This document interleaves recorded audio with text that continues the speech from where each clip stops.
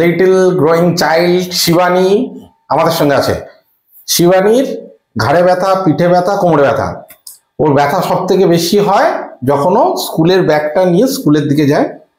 সেই সময় ওকে অনেকটা রাস্তা হেঁটে যেতে হয়। এবং সেই সময় কি ব্যথাটা বেশি হয় স্কুলের ব্যাগ নিয়ে যাওয়ার সময়?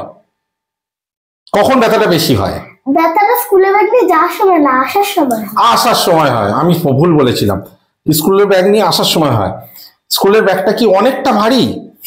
ম্যাক্সিমাম গ্রোয়িং চাইল্ডদের জন্য এটাই প্রবলেমেটিক হয়ে গেছে। এখন স্কুল ব্যাগ সিনড্রোম বলে একটা কথা আছে, যেটা বাচ্চারা তাদের কাঁধে বেশি ভারী ব্যাগ নেওয়ার জন্য তাদের নেক, আপার ব্যাগ এবং লোয়ার ব্যাগ এই তিনটে জিনিসই খুব এফেক্ট করে। তারা অনেকটা কুঁজো হয়ে চলতে হয়।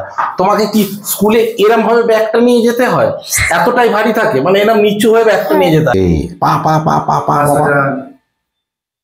শুয়ে থাকো, শুয়ে থাকো, আঙ্কেলের হাতের উপরে শুয়ে থাকো, ঠিক আছে?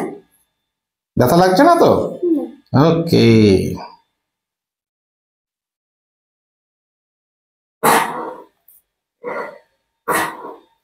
শুয়ে থাকো, শুয়ে থাকো, শুয়ে থাকো, শুয়ে থাকো, শুয়ে থাকো, শুয়ে থাকো।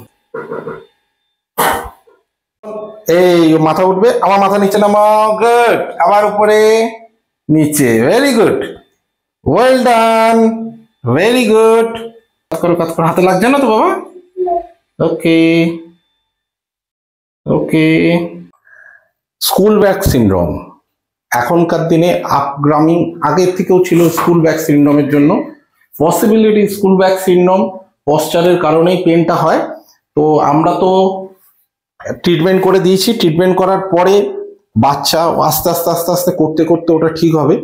কিন্তু সবার জন্য একটাই মেসেজ থাকবে, সেটা হচ্ছে স্কুলের ব্যাগ ভারী হবে, তাদেরকে, বাচ্চাদেরকে ক্যারি করতে হবে, তাদের ফিউচারের জন্য করতে হবে। কিন্তু তার সঙ্গে সঙ্গে তাকে তার পশ্চারও খেয়াল রাখতে হবে, তার এক্সারসাইজটাও খেয়াল রাখতে হবে।